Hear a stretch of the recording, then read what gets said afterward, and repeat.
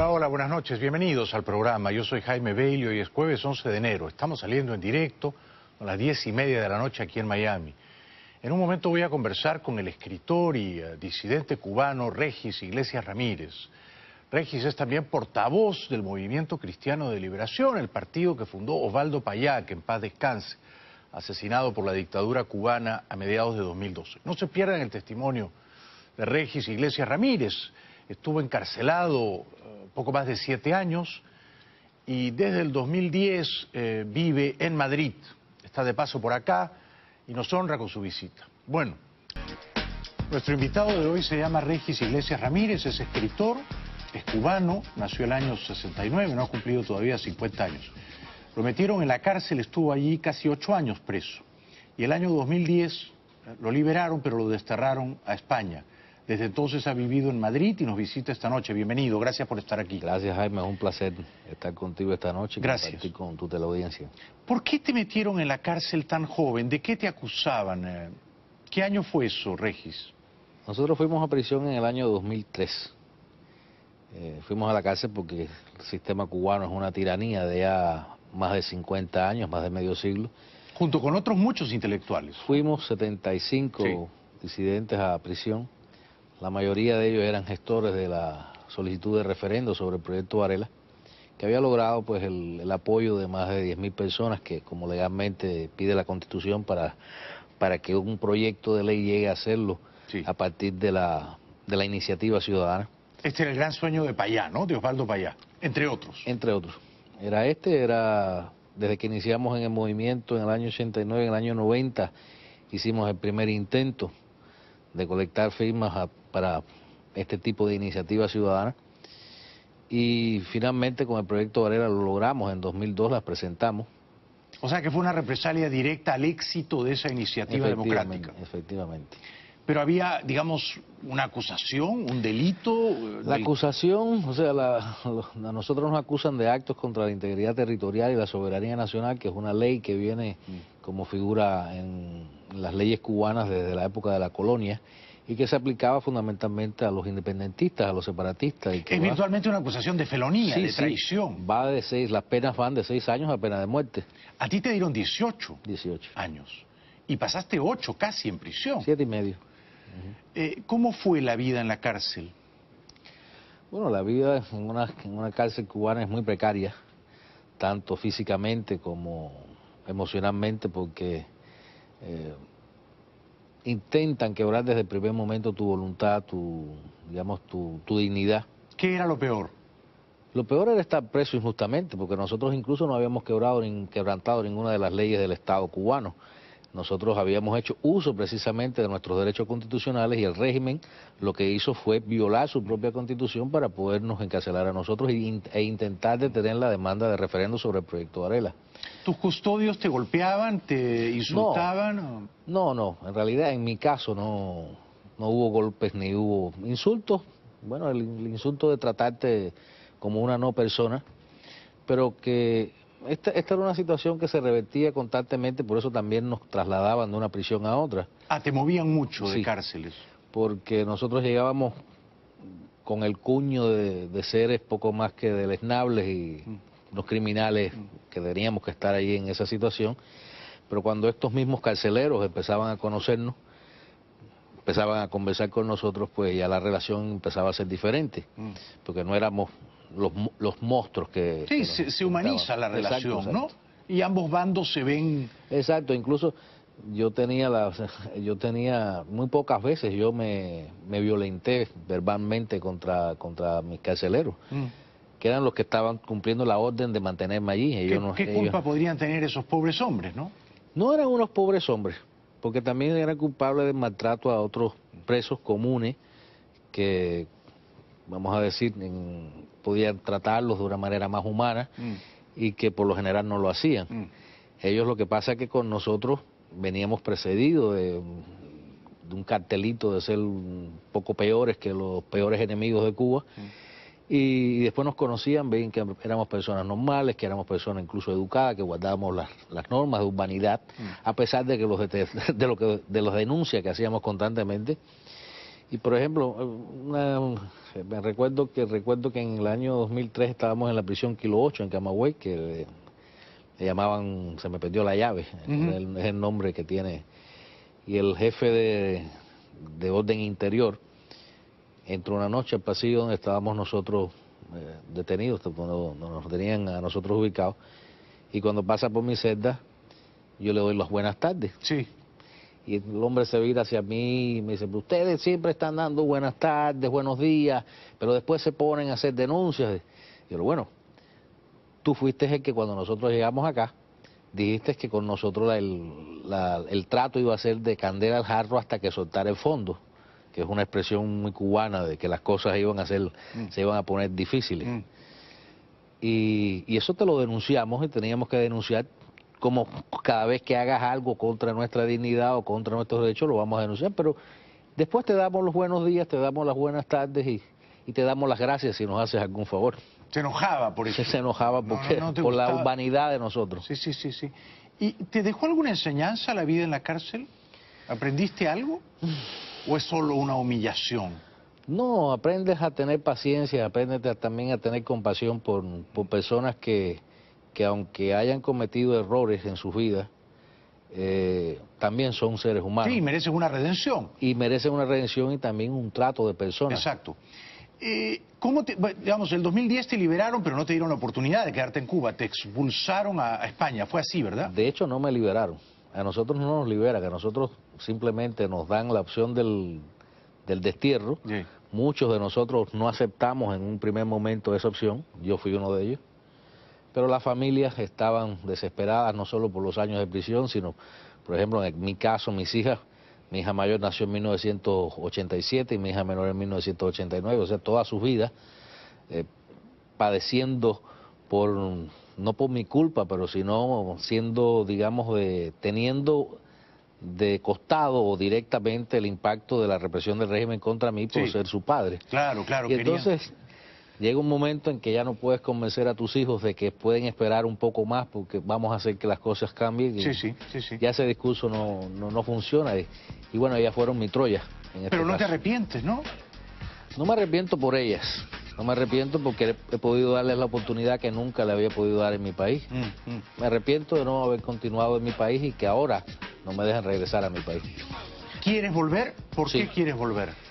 Quiero volver porque es un compromiso conmigo mismo y con Osvaldo y con Harold y con mis hermanos del Movimiento Cristiano de Liberación que están dentro de Cuba todavía trabajando en unas condiciones muy difíciles y de mucha desventaja. Por ejemplo, el coordinador nacional de nuestro movimiento, Eduardo Cardé, ha sido secuestrado y sancionado a 3 años, lleva ya 1 año. Tenemos que ir un ratito a la publicidad, Regis, y luego te voy a preguntar, si te dejaran volver a La Habana, ¿qué harías allá? Regresamos con Regis Iglesias en un momentito. Bienvenidos de vuelta, ha venido esta noche y ha venido desde Madrid, o sea que no es un tramo corto el que ha recorrido para estar con nosotros. Regis Iglesias Ramírez, un gran poeta cubano, residente en Madrid, perseguido por la dictadura de su país. ¿Recuerdas qué estabas haciendo a finales de 2016 cuando te dijeron Fidel Castro ha muerto? ¿Cómo te enteraste? Estaba aquí. ¿Estabas en Miami? Estaba en Miami, estaba con un grupo de amigos. Precisamente ese día, fue un día largo, habíamos ido a visitar a uno de los compañeros nuestros del Movimiento Cristiano de Liberación, que en esos días estaba muy enfermo. Falleció, por cierto, Arturo Pérez de Alejo, uno de los expresos de la primavera del 2003. Y luego tuvimos una reunión con Eduardo Cardé, el coordinador nacional del Movimiento Cristiano de Liberación, que estaba de visita aquí en esos días. Que ahora está preso, ¿no, Eduardo? Que ahora está preso. Bueno, precisamente a su regreso a Cuba el año pasado, de la visita que hizo a Miami, pues fue inmediatamente secuestrado, yo diría, porque fue delante de su familia, golpeado delante de sus hijos, de su esposa. Ya había sido amenazado cuando estaba aquí.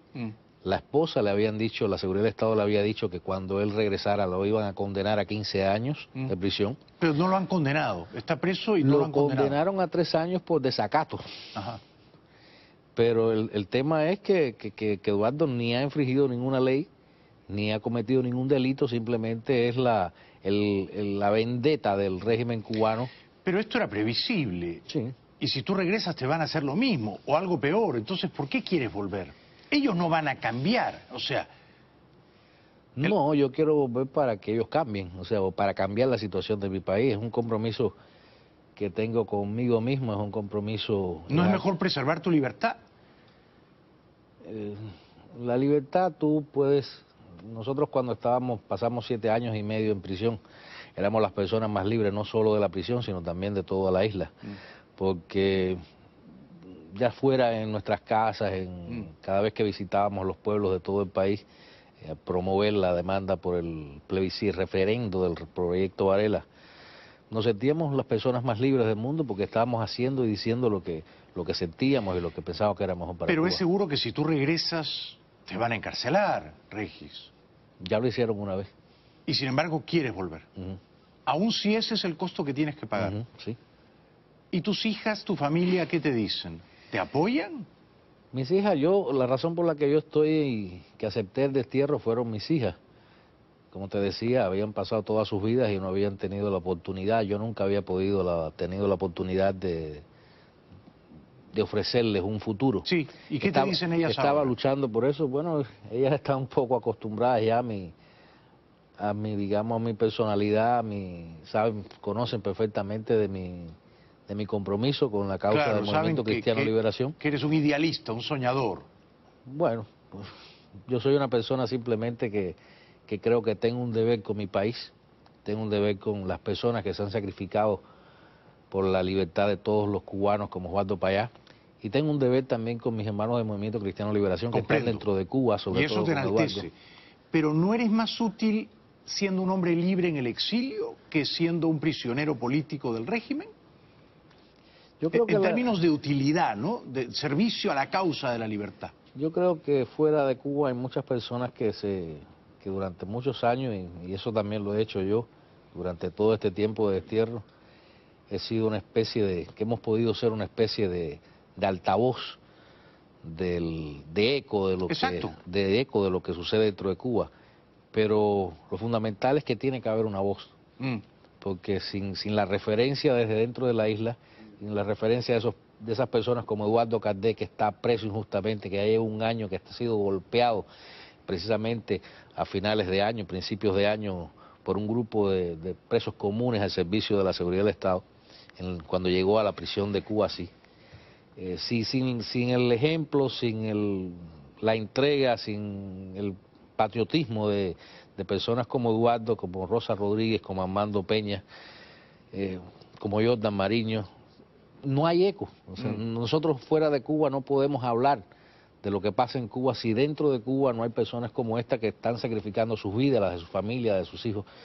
¿Y por qué el régimen cubano, por ejemplo, encarcela y aporrea a Eduardo, pero permite que otros disidentes operen con, bueno, una mínima, relativa y muy diezmada libertad, ¿no? Pero, digamos, pienso en Yoani Sánchez. A Yoani la dejan operar, la dejan escribir, publicar sus cosas en sus medios digitales. ¿Por qué discriminan? ¿Cuál es el criterio? Esto es la escuela de la KGB, esa es la escuela antigua del régimen comunista ruso.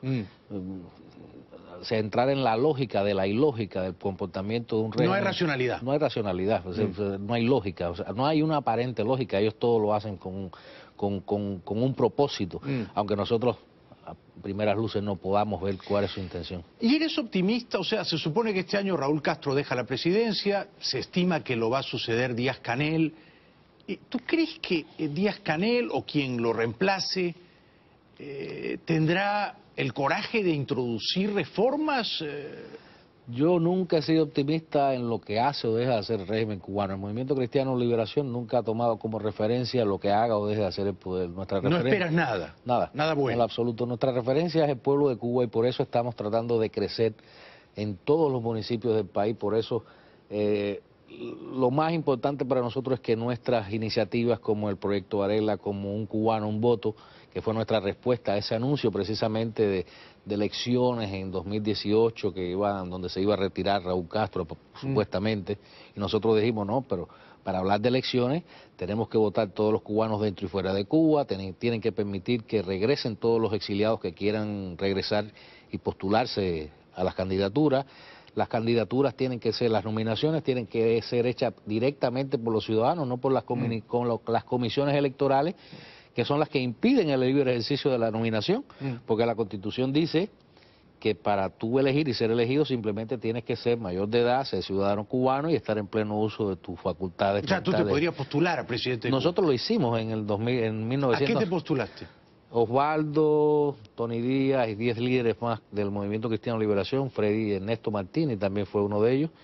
Nos postulamos, o sea, recolectamos firmas de nuestros vecinos y nos nominaron a candidatos a diputados nacionales, porque definitivamente es la Asamblea Nacional donde se legisla, y nosotros pues lo que estábamos intentando era llegar a esa Asamblea Nacional para legislar, para cambiar la ley. Sabíamos que éramos 10 solos, y estábamos también haciendo una prueba de fuego del derecho constitucional de que todos los cubanos podían elegir y ser elegidos. ¿Quién te gustaría que fuera presidente de Cuba Democrática? Y esta es mi última pregunta. No tengo ningún candidato, yo lo que quiero es que el pueblo cubano pueda elegir a su candidato y pueda elegir un nuevo presidente, no solo un nuevo presidente, sino una nueva Asamblea Nacional. ¿Qué te parece Carlos Alberto Montaner? Es mi amigo. Ese es mi candidato. Yo no tengo candidato, mi candidato es poder llegar a tener candidato. ¿Tú no serías candidato? No creo. No te apetece, no te tienta, no te erotiza el poder. No, para nada. Somos gatos de distinto pelaje, Regis. Pues sí. Pero somos gatos tú y yo, ¿eh? Eso me dijo Walesa una vez. Somos gatos techeros. Gracias, Regis Iglesias Ramírez. Suerte en Madrid, vuelve pronto, acá te queremos. Ya regresamos.